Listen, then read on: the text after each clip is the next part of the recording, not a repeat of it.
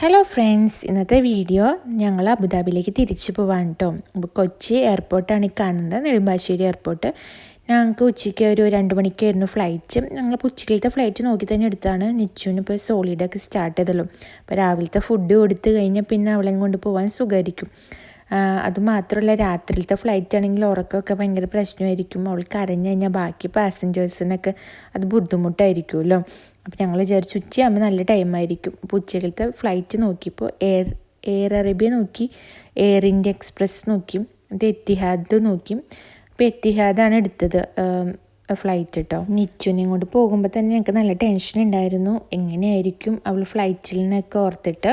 നിച്ചുവിനപ്പം നല്ല ഉറക്കം വരുന്നുണ്ടായിരുന്നു. അപ്പോൾ ഞാൻ ഉറക്കാതെ വെച്ചുകൊണ്ടിരിക്കുക. അവൾ ഫ്ലൈറ്റിൽ കയറിയിട്ട് ഉറക്കാമെന്ന് വിചാരിച്ചു. ഞങ്ങൾ ഫ്ലൈറ്റിൽ കയറി. അപ്പോൾ ഫ്ലൈറ്റ് ടേക്ക് ഓഫ് ചെയ്യുമ്പോൾ നിച്ചു കരയാൻ ചാൻസ് ഉണ്ടാവും. അപ്പോൾ ഫീഡ് ചെയ്തുകൊണ്ടിരുന്നാൽ കരയില്ല എന്ന് കേട്ടിട്ടുണ്ട്. അപ്പോൾ ഞാൻ ഫീഡ് ചെയ്തുകൊണ്ട് അവൾ കരഞ്ഞില്ല. അത് കഴിഞ്ഞപ്പോൾ അവൾക്ക് നല്ല ഉറക്കം വരുന്നുണ്ടായിരുന്നു. അപ്പോൾ ഞാൻ മാക്സിമം അവളെ അതിൽ ഫ്ലൈറ്റിലെടുത്ത് ഉറക്കും. പെട്ടെന്ന് തന്നെ ഉറങ്ങിപ്പോയി കേട്ടോ. ഉറക്കാതെ വെച്ചുകൊണ്ടിരിക്കില്ലായിരുന്നു. അത് നിച്ചു ഉറങ്ങി. അപ്പോൾ ഇങ്ങനെ കുട്ടികളെയും കൊണ്ട് പോകുന്നവരാണെങ്കിലും നിങ്ങളിങ്ങനെ എത്തിഹാദ് പോലുള്ള ഫ്ലൈറ്റൊക്കെ എടുത്ത് അവർ നമുക്ക് ബ്ലാങ്കറ്റ്, ചെറിയ പില്ലോ ഒക്കെ പ്രൊവൈഡ് ചെയ്യുന്നുണ്ടായിരുന്നു കേട്ടോ. പിന്നെ സെക്കൻഡ് ടിപ്പ് എന്ന് വെച്ചാൽ നിങ്ങൾ ഫ്ലൈറ്റിൽ കയറുന്നതിന് മുമ്പ് കുട്ടിയുടെ ഡൈപ്പറൊക്കെ മാറ്റി ഫ്രഷ് ഡൈപ്പർ ഇടിയിക്കേണ്ടതാണ്. പിന്നെ ടേക്ക് ഓഫ് ചെയ്യുമ്പോഴും ലാൻഡ് ചെയ്യുമ്പോഴും കുട്ടിയെ ബ്രസ്റ്റ് മിൽക്ക് കൊടുക്കാൻ കൊടുക്കുക, അല്ലെങ്കിൽ ബോട്ടിലാക്കി ആ മിൽക്ക് കൊടുത്താലും മതി. അപ്പോൾ കുട്ടിക്ക് ഇങ്ങനെ ചെവി അടയുന്ന ബുദ്ധിമുട്ടൊന്നും ഉണ്ടാവില്ല. ഇതൊക്കെയാണ് കുറച്ച് ചെറിയ ചെറിയ ടിപ്സ്. പിന്നെ നിച്ചം എഴുന്നേറ്റു. പിന്നെ കരയാൻ പാടില്ലല്ലോ, അവൾക്ക് ഇങ്ങനെ ഇരിക്കാൻ പാടില്ല, നടന്നുകൊണ്ടിരിക്കണതാണ് ഇഷ്ടം. ഫ്ലൈറ്റിൽ നമുക്ക് വേറെ നിവൃത്തിയില്ല. അപ്പോൾ അവളിങ്ങനെ കരയിപ്പിക്കാതെ ഞാനും ചേട്ടനും മാക്സിമം കളിപ്പിച്ചുകൊണ്ടിരിക്കുകയാണ്. പിന്നെ അവരിതുവരെയും കാണാത്ത എന്തെങ്കിലും ടോയ്സൊക്കെ ഇഷ്ടമാണെങ്കിൽ അങ്ങനത്തെ സാധനങ്ങൾ കൈ കരുതണം. ഞങ്ങൾ ഫുൾ സെറ്റായിട്ടാണ് പോയത് കേട്ടോ. പിന്നെ ഈ ബ്ലാങ്കറ്റ് അവർ തന്നതാണ് കേട്ടോ. ഞങ്ങൾ ടെൻഷൻ അടിച്ച പോലെ അത്രയ്ക്ക് കുഴപ്പമുണ്ടായില്ല. നിച്ചു ഞങ്ങൾക്ക് ഹാൻഡിൽ ചെയ്യാൻ പറ്റി.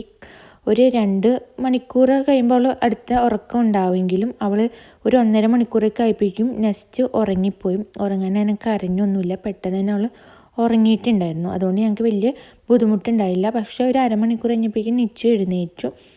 അപ്പോഴേക്കും നമുക്ക് ഏകദേശം ഒരു എത്താറായൊരു സ്റ്റേജ് എത്തിയിട്ടുണ്ടായിരുന്നു സ്ഥലത്തേക്കും. അപ്പോൾ നമ്മൾക്ക് അധികം ബുദ്ധിമുട്ടില്ലാതെ കഴിഞ്ഞു. പിന്നെ നിച്ചു പുറത്ത് ഇങ്ങനെ കാഴ്ചയൊക്കെ കണ്ടിരിക്കുകയാണ്.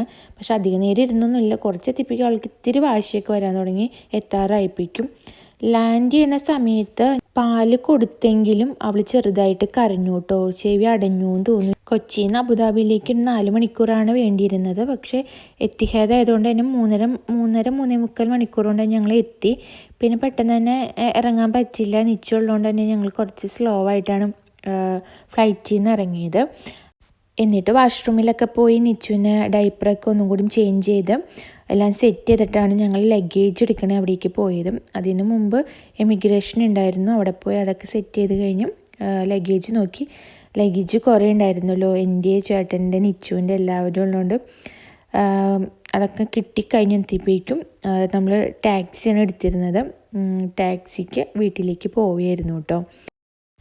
നമ്മളൊരു 7 മണിയൊക്കെ ആയപ്പോഴേക്കും വീട്ടിലെത്തി.